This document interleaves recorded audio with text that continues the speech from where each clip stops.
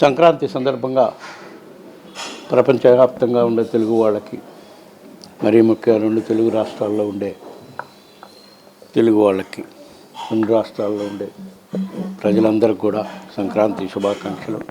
ఈ సంక్రాంతి సందర్భంగా రాష్ట్ర వ్యాప్తంగా కూడా సంక్రాంతి పండుగ అంటే పల్లెల్లో మరి రైతులకి ముఖ్యం కాబట్టి సకాలంలో వర్షాలు పడి వెంకటేశ్వర స్వామి దయ వల్ల రాష్ట్రంలోని రైతులు ప్రజలందరూ సుఖంగా సంతోషంగా ఉండాలని కోరుకుంటున్నారు.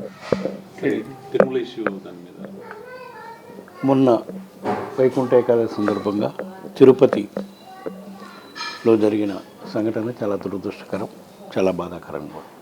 తిరుమల తిరుపతి దేవస్థానం చరిత్రలో అటువంటి ఎంత లక్షలాది మంది భక్తులు వచ్చినప్పుడు కూడా ఆ వెంకటేశ్వర స్వామి దయ వల్ల ఎటువంటి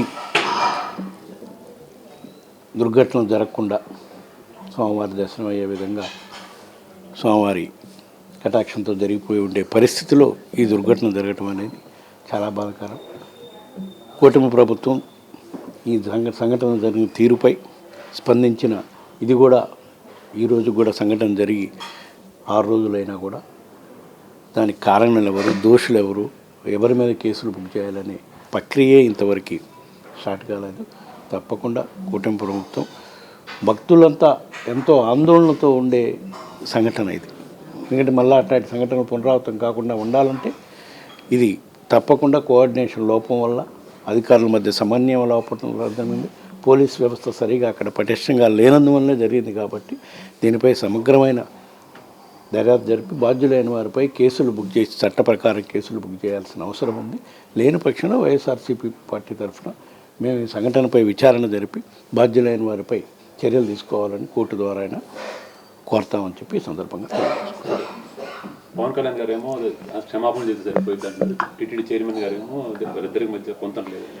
ఎవరు ఏం మాట్లాడినా జరిగిన సంఘటననే చాలా బాధాకరం, చాలా దుర్ఘటన. అందుట్టు వైకుంఠ ఏకాదశి పర్వదిన దర్శనం కోసం వచ్చిన భక్తులు జరగడం చాలా విచారకరం. మనం సారీ ఏం చెప్పినా కూడా, క్షమాపణలు చెప్పినా కూడా పోయిన ప్రాణాలు తీసుకురాలేము. కానీ బాధ్యులైన వారిపై చర్యలు తీసుకోవాల్సిన అవసరం ఉంది. తప్పకుండా ఇట్లాంటి సంఘటనలు పునరావృతం కాకుండా అధికారులు కూడా జాగ్రత్తగా ప్రాపర్ ప్లానింగ్ చేసుకుని ముందుకు పోయే విధంగా ఉండాలి. అంటే తప్పకుండా దీనిపై సమగ్రమైన దర్యాప్తు జరిపి బాధ్యులైన వారిపై చర్యలు తీసుకున్నప్పుడే దానికి సమగ్ర న్యాయం జరిగినట్టు భావించగలం. ప్రభుత్వ వైఫల్యం అంటారా, అధికారుల వైఫల్యం? అధికారులు ఎవరి తరఫున పనిచేస్తారు? ప్రభుత్వ తరఫునే.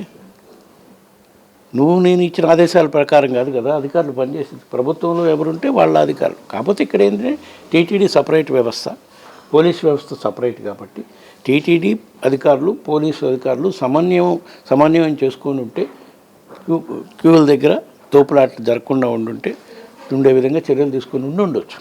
ఆ లోపం కనిపిస్తుంది మనకు క్లియర్గా. అందుకనే ప్రభుత్వం దీన్ని చిత్తశుద్ధి నిరూపించుకోవాలంటే దీనిపై సమగ్రమైన ఎంక్వైరీ చేయించి విచారణ జరిపించి బాధ్యులైన వారిపై కేసులు బుక్ చేసి చర్యలు తీసుకోవాల్సిన అవసరం ఉంది. సార్, చైర్మన్ ఈవో మధ్య విభేదాలు సీఎం ముందే మాట్లాడుకుంటున్నారు, దాని గురించి మనం కామెంట్ చేయడం కరెక్ట్ కాదు. అటువంటి సంఘటన జరిగింది. ఏమన్నా మనస్పర్ధలు ఉన్న వాళ్ళు ఇంటర్నల్గా చూసుకోవాల్సింది, కానీ బయట భక్తులకి అశోకం కలిగించే కార్యక్రమాలు చేయకూడదని చెప్పి మేము భావిస్తున్నాం.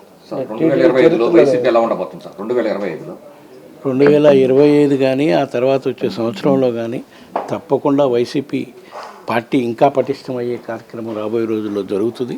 తప్పకుండా ప్రజలు ఇప్పుడిప్పుడే రియలైజ్ అవుతున్నారు. కూటమి ప్రభుత్వం హామీలు పూర్తి స్థాయిలో అమలు చేయక ప్రజలు ఇబ్బందులు గురయ్యే పరిస్థితి ఉంది. ఎందుకంటే సంక్రాంతి శోభ పల్లెల్లో కనపడాలి. అట్లాంటి శోభ కూడా, ఎందుకంటే మీరు కూడా చూస్తున్నారు, విలేకరులుగా పాత్రికేయులు అందరూ చూస్తున్నారు. ఎందుకంటే అదే వైసీపీ ప్రభుత్వం ఉంటే ఇప్పటికీ రకరకాల పథకాల ద్వారా వాళ్ళ ఖాతాలోకి డబ్బులు జమ అయ్యే పరిస్థితి ఉండేది. ఇప్పుడు ఆ పరిస్థితి లేదు. తప్పకుండా రాబోయే రోజుల్లో వైఎస్ఆర్ కాంగ్రెస్ పార్టీ మళ్ళా ఈ రాష్ట్రంలో అధికారంలోకి వస్తుంది.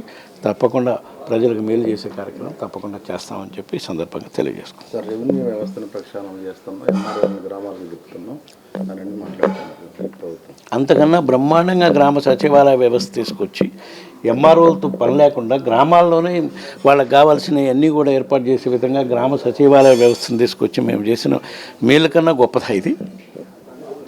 రైట్.